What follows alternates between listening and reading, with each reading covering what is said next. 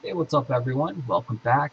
We're going to discuss Auroria and some basic tips on making money for when this region opens. We don't have an ETA yet. It should be within probably 2 to 6 weeks. They're still trying to figure things out with the base of the game, make sure the hacks are taken care of, make sure they ban enough people. So currently, some players have been able to hack their way into the land up here. Hopefully that they do ban these players. You'll notice that there is 6 territories up here that are claimable. A lot of areas for housing. So people are expecting, and there's also Diamond Shores, which I don't believe will be open up when they open up Auroria. I believe they're going to open up this later because this is level 55 content. Auroria over here is level 50 content. So I believe we're going to see this first, and then several months later, we'll see this Diamond Shores open up. But that's besides the point. So there's a lot of land here, a lot of housing land. What people don't understand is that the land rush is going to happen again, and it's going to be worse, 10 times worse this time. I hear it a lot on the forums and game that people think that people are going to destroy their old houses, move all up here, and there's going to be a lot of land available down in the southern continents. I really, really don't believe that's going to happen, and there's simple reasons why. There is 6 regions opening up. Some of the land you have to actually conquer and claim a castle on. So there's a guard tower, you can claim the castle, and then you are allowing anyone in say this region right here to build on that land. If no one has claimed the castle, then no one can build on this land. There is still other land like over here that can be built on without anyone owning the castle in that region. But yeah, so most of the land has to be owned, or is claimable only when someone owns the castle. Right away, there are going to be people rushing the castles and claiming the castles right away because it is fairly simple. It only costs, thousands of gold to do. They don't have to actually fight really anyone else, except for some of the other guilds that are rushing to claim the castle as well. So that will be the first issue right there, that not all of the land is going to be claimable right at the start. And even so, if it is claimable, all that land that is around the castle area is going to be subject to higher taxes. Whoever owns the castle is going to be able to, gank the taxes up and charge you, 2 times the tax rate or whatever the maximum is. Because of course they're going to want to charge the maximum that they can, so they make more money. Because whoever owns the castle makes money off the taxes, and it's just a win situation for them. They don't care about the residents in the region. So there's that going on. The other fact is that now people have thousands upon thousands of gold just lying around. And you can see that based on the price of Thunderstruck trees. Thunderstruck trees are now selling for 1,000 gold a pop. People are paying that much, and they do vary server to server, or auction house cluster to auction house cluster, I should say. But yeah, so people have a lot of money going around. So in the beginning of the game, when the servers first opened up, people didn't have any money. They didn't have the Guild Stars. They had to actually go and farm the houses and get the Guild Stars for the story quest. But now, people can buy houses from the auction house. And you're going to see, I almost guaranteed on this, that you're going to see a sharp increase in housing prices. You can see they're 5 gold each right now. When Auroria comes closer to opening up, these prices will probably double, because people are going to stock up and have like 20 to 30 houses on their character. So when they go up in there, then they can drop down the houses and claim all the territory right there and just have it.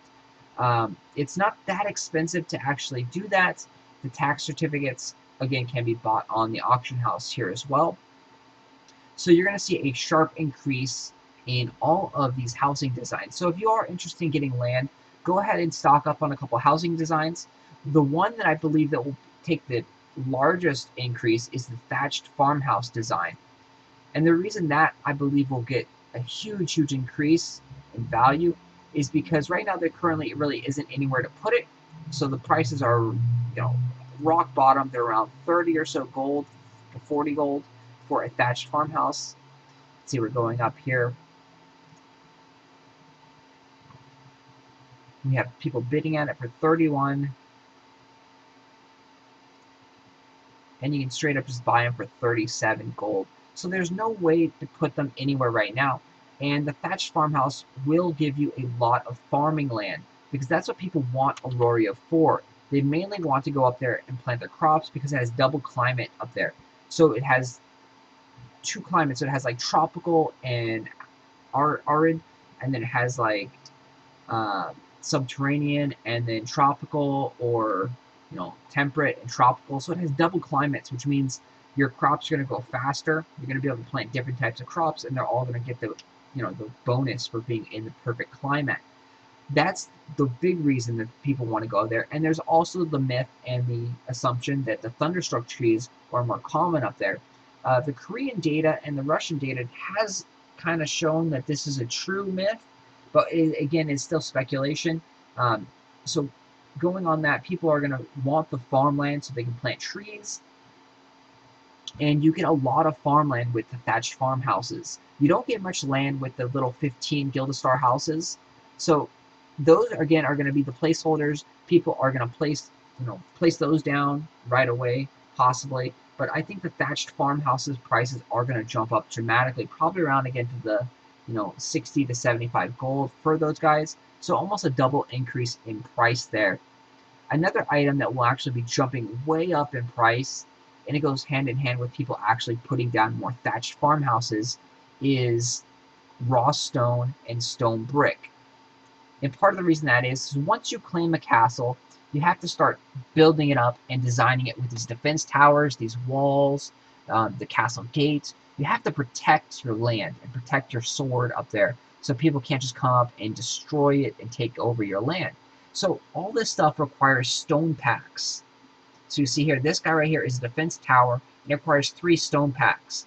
So these stone packs are going to be highly in demand, and that's going to raise the price of the raw stone and the stone packs. Raw stone and the stone bricks, which will make the stone packs. And again, the thatched farmhouse takes 10 stone packs to make the first step. So you're going to see, and there's not even that many thatched farmhouses on the auction house either. So if I were to come up here and buy all these, I can manipulate and change the price. So I think you're going to see a huge increase, especially with the limited supply on the auction house currently. I think people are already stockpiling up and preparing for when Auroria opens up. Again, the stone brick prices will take a huge increase, because you can see 10 packs. Go tower. So 3 packs for that one, 2 stone packs there, 3 stone packs. So most of them take around 3 stone packs, and then all the walls, they take 1 or 2 stone packs as well. So you're going to be seeing a lot of stone going out of the game to build these castles. So stone packs, stone brick, raw stone, thatched farmhouse, house designs, those things are almost guaranteed to go up in value, especially when Auroria is announced. That should be a nice surge right there in prices. So you can take advantage of that, buy a couple of those things up right now, and then hold on for a little bit later when the announcement hits. You'll probably see the peak prices maybe right around when the announcement hits, as people rush in to buy things when they're cheap, and then they start trying to sell some things off to make some money later on. But yeah, the prices could skyrocket for the raw stone and the stone brick, especially if people aren't really mining and they're just doing a lot more PvPing and trying to farm up there. And if the thatched farmhouse prices go up pretty high, stone brick prices probably will rise as well. There's more land to place down those thatched farmhouses, meaning more stone brick is again taken out of the marketplace. So here's the double climate I hinted on a little bit earlier. So it's arid and the temperate over here for this region. This one is temperate and subterranean. So they have double climate. So people are going to want this land. And then over here, when this opens up, it actually has triple climate, which is even better. And again, people are going to want this land, and it's going to be a madhouse. So we're going to talk about how to land rush in another video coming up soon, because there are some tips and tricks. One of them I did give you, and that is to make sure that you have some thatched farmhouses ready to go, or some houses just to block off some land ASAP, because again, these places are going to fill up really quick. If you thought the southern cotton filled up really quick, You were wrong. This took like about 2 weeks to fill up. You can see this is a fairly large amount of land. Going up here, this is tiny comparatively speaking. This is micro. So there isn't going to be that much land. I mean, look at this. This is like 4 or 5 times bigger than the regions up here. And again, the taxes are going to be dramatically higher, but it's going to fill up so quickly. Double terrain. People won't really need to move their houses because the taxes aren't that expensive. Taxes are relatively cheap. We'll take a real quick look here at the taxes to end this video. So the tax certs are roughly around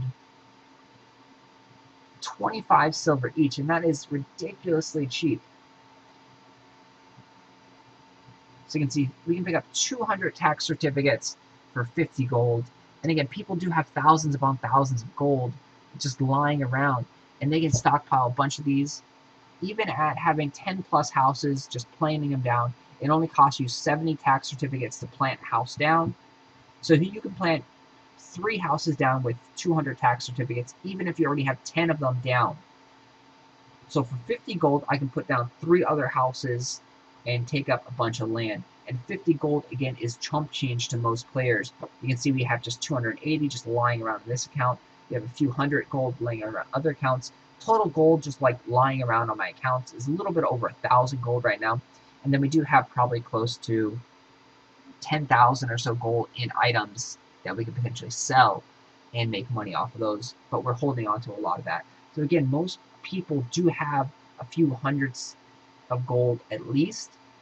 A lot of people are getting up into thousands of gold.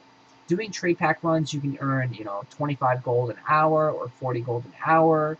Doing some of the better runs, so you can see the gold values. This is micro. This is tiny, and then also to pay your taxes. The weekly taxes are like maybe 30 certificates or 50 certificates if you have a lot of houses. That's nothing. So here's 50 certificates. So if we're to pay taxes for a week, that's only going to cost you 12 gold. You can make more than 12 gold in like a day or two on your farm, even with the farm prices being really low. So, this is just ridiculous. Tax prices, these tax certificates will be also jumping up when Auroria opens because players are going to need them to place those houses down, and they're going to buy up a whole bunch of them. Because, of course, you're not going to want to spend real-life money when you have all this gold lying around. So, again, tax certificates will be going up. This is an insanely cheap price. A lot of it has to do with the credit card fraud that is still going on. You can see here that the worker compensation potions are still dirt cheap. They're still down to about 5. And again, I apologize for the video being long, but there's a lot to talk about Auroria. And I will cut this into several different parts. The next part is going to be all about how to actually prepare and get land in the land rush that's going to happen up there. Some tips and tricks on that. Again, thanks for watching. If you have any questions, leave them down below.